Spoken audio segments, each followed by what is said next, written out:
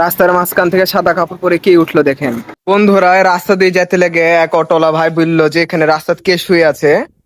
তো বিষয়টা হচ্ছে আমাদের ধরমপুরে যে উত্তরপাড়া আলমের মোড়ে কারেন্ট চলে যাওয়ার পরে এই রাস্তাটা অন্ধকার, বুঝছেন?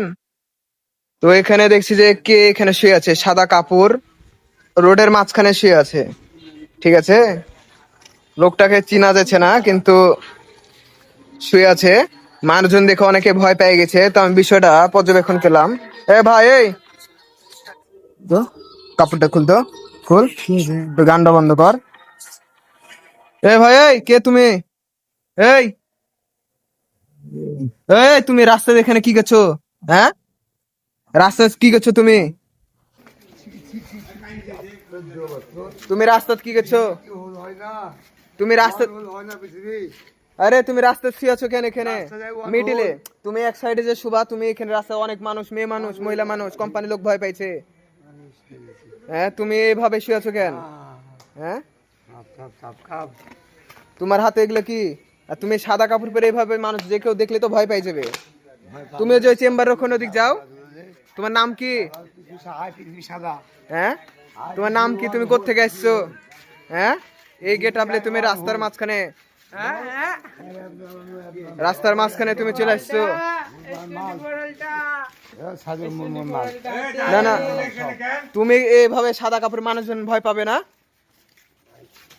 তুমি এক সাইডে শুবা, তুমি এইখানে এইভাবে মেন কথা হলো যে ঘটনা হলো যে তোমাকে ভালো করে কথা বলা হয়েছে, ঠিক আছে?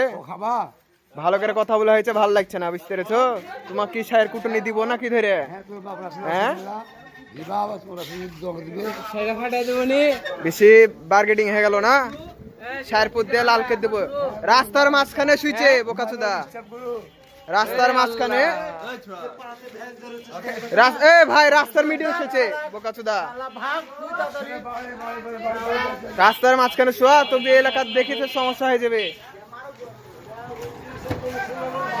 হ্যাঁ, ভ্যাস ধরো, ভ্যাস ধরো, ছেড়ে দাও, বুঝছো? মিডিলে শোয়া, আতঙ্ক দেখানে